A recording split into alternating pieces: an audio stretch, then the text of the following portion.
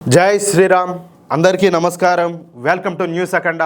నేను మీ కస్తూరి శ్రీధర్. మిత్రులారా, ఇరాన్కు అలాగే ఇజ్రాయెల్ అమెరికాకు మధ్య జరుగుతున్నటువంటి యుద్ధం నాకు తెలిసి 13వ రోజుకు చేరిందనుకుంటా. అయితే ఇరు దేశాల మధ్య కూడా ఉద్రిక్తతలు ఏ మాత్రం కూడా తగ్గడంలే. ఇజ్రాయెల్ అలాగే అమెరికా స్థావరాల లక్ష్యంగా ఇరాన్ అయితే దాడులకు పాల్పడుతుంది. మరోవైపు ఇరాన్ రాజధాని అయినటువంటి టెహ్రాన్ పైన తాజాగా దాడులు చేసినట్లు ఇజ్రాయెల్ కూడా ప్రకటించింది. అలాగే మరోవైపు ఇరాను హోర్ముజ్ జలసంధిని మూసేసింది. దాంతో చమురు సంక్షోభం అనేది మరింతగా ముదిరిపోయింది. ఆ ప్రభావం ఇప్పుడు దిక్కుమాలేటువంటి పాకిస్తాన్ మీద పడిందన్నమాట. చూడండి, ఏడ మొదలైందో ఏడికి వచ్చిందో. ప్రస్తుతం పాకిస్తాన్లో ఉన్నటువంటి పెట్రోలు అలాగే డీజిల్ నిల్వలు కేవలం 20 రోజులకు మాత్రమే సరిపోతాయంట. ఈ ప్రమాదకర పరిస్థితుల్లో అక్కడి ప్రభుత్వం కొన్ని కీలకమైనటువంటి నిర్ణయాలు కూడా తీసుకుంటుంది.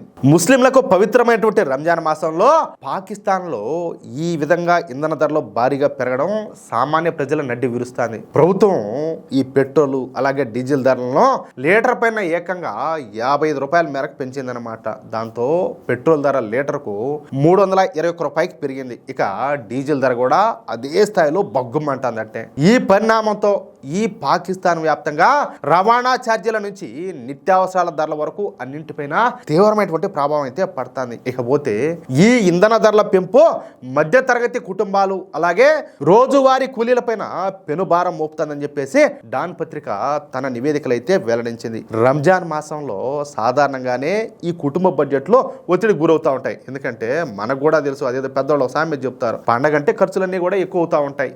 అవునా కాదా? ఇలాంటి సమయంలో అది కూడా పాకిస్తాన్ లాంటి దేశంలో ప్రభుత్వం ఉపశమనం కల్పించాల్సింది పోయి ధరల పెంచడం పైన పాకిస్తాన్ ప్రజల్లో తీవ్రమైనటువంటి ఆగ్రహం అయితే వ్యక్తం అవుతుంది. రంజాన్ పండుగ ఖర్చుల కోసం సిద్ధమవుతున్నటువంటి తరుణంలో ఈ అధిక భారం వాళ్ళ కొనుగోలు శక్తిని దెబ్బతీస్తుందని చెప్పేసి నివేదికలన్నీ కూడా పేర్కొంటున్నాయి. పాకిస్తాన్ తన చమురు అవసరాల కోసం 80% పైగా దిగుమతులపైనే ఆధారపడుతుంది. ఇకపోతే యుద్ధం కారణంగా ప్రపంచ మార్కెట్లో ఈ చమురు ధరలు పెరగడం పాకిస్తాన్ యొక్క ఆర్థిక వ్యవస్థను కుదిపేస్తుంది, అట్లే గజగజ వణికిస్తుంది. ఈ మధ్య కాలంలో ఈ పాకిస్తాన్లో పెట్రోలు అలాగే డీజిల్ ధరలో కేవలం ఒక్క వారంలోనే 20% పెరిగినాయి. పెట్రోల్ ధర లీటర్కు 500 రూపాయలకు చేరొచ్చు అని చెప్పేసి నిపుణులంతా కూడా హెచ్చరిస్తాను. ఎంత? 500 రూపాయలు. వాళ్ళకి తినేదానికి తికాణానే లేదు, రొట్టికే లేదు. వాళ్ళు 500 పెట్టి పెట్రోల్ ఆడుకొని పోయగలుగుతారు. దానికంటే వాళ్ళు గాడిదల మీద పోతారు భాగంగా. వాళ్ళకి ఇంకా ఈజీగా ఉంటుంది నాకు తెలిసి. ఇక ఈ ఇంధన వినియోగాన్ని తగ్గించేందుకు పాకిస్తాన్ ప్రభుత్వం కొన్ని కఠినమైనటువంటి నిర్ణయాలన్నీ కూడా తీసుకుంటుంది.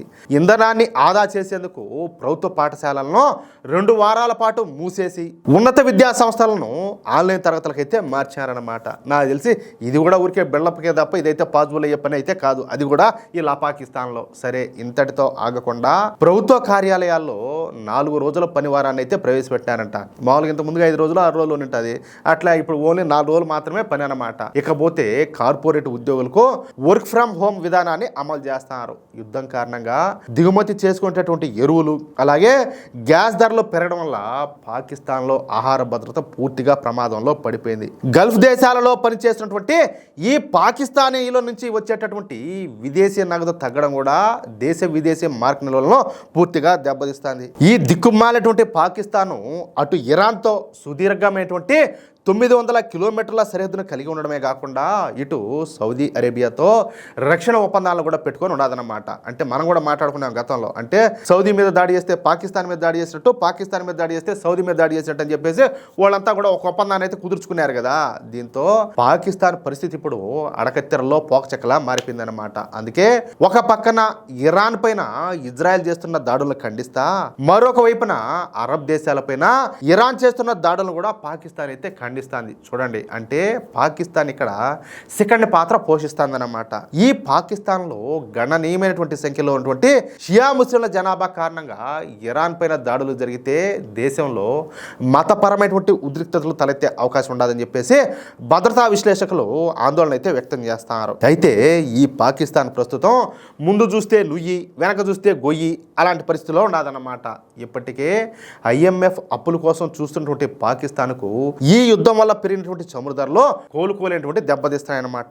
ఈ ద్రవ్యోల్బణం ఆకాశాన్ని తాకడంతో సామాన్య ప్రజలు నిత్యావసరాలు కొనుగోలేని స్థితికి అయితే చేరుకున్నారు. ఇటు పొరుగు దేశమైనటువంటి ఇరాను, అటు ఆర్థికంగా ఆదుకునేటటువంటి సౌదీ అరేబియా, అలాగే రక్షణ పరంగా అవసరమైనటువంటి అమెరికా, ఈ ముగ్గురి మధ్యన బ్యాలెన్స్ చేయడం ఈ దిక్కుమాలినటువంటి పాకిస్తాన్ కు చెప్పాలంటే కత్తి మీద సాములాగా మారిపోయింది. సరిహద్దుల్లో ఉద్రిక్తతలు పెరిగితే అది పాకిస్తాన్ అంతర్గత భద్రత పైన ప్రభావం అయితే చూపుతుంది. ముఖ్యంగా ఆఫ్ఘనిస్తాన్ తాలిబాన్ల వ్యతిరేక పోరాటంలో ఉన్నటువంటి పాక్ సైన్యానికి ఇది అదనపు భారం అన్నమాట. దీంతో ఇప్పుడు పాకిస్తాన్ ఏమి చేయాలో కూడా తెలియని పరిస్థితిలో ఉండాలి. ఈ రంజాన్ మాసంలో పాకిస్తాన్ బతుకు ఆటలో అట్టిపండు మాదిరి మారిపోయిందన్నమాట. అది విషయం. మొత్తానికి చెప్పాలంటే ఇవాళ దరిద్రం ఒకటి కాదు, అదేందో చెప్పినట్టు దరిద్రుడు ఏడాది లేకపోయినా కూడా వరగనలో అనబడుతుందంట. అట్టున్నది వీళ్ళ పరిస్థితి. మిత్రులారా, చూశారు కదా, దేశం ఏ స్థితిలో ఉన్నా సరే, ప్రపంచంలో ఏ మార్పులు జరుగుతా ఉన్నా నిజాలను నిర్భయంగా మీ ముందుకు తీసుకురావడమే మన న్యూస్ అఖండ యొక్క లక్ష్యం. ఈ వీడియోలోని సమాచారం మీకు నచ్చినట్లయితే ఇప్పుడే ఈ వీడియోని లైక్ చేయండి. పాకిస్తాన్ ప్రస్తుత పరిస్థితి పైన మీ అభిప్రాయాన్ని తప్పకుండా కింద కామెంట్ సెక్షన్లో తెలియజేయండి. మన దేశ భద్రత అలాగే ప్రపంచ పరిణామాల పట్ల ప్రతి భారతీయుడిని అప్రమత్తం చేసేందుకు ఈ వీడియోను మీ వాట్సాప్ గ్రూపుల్లో షేర్ చేయండి. ఇలాంటి మరెన్నో సంచలన నిజాలు అలాగే నిష్పక్షపాత విశ్లేషణ కోసం మన న్యూస్ అఖండ ఛానల్ని ఇప్పుడే సబ్స్క్రైబ్ చేసుకోండి. అలాగే పక్కనే ఉన్నటువంటి గంట సింబల్ నొక్కడం మాత్రం మర్చిపోకండి. జై శ్రీరామ్, జై హింద్, భారత్ మాతాకి జై.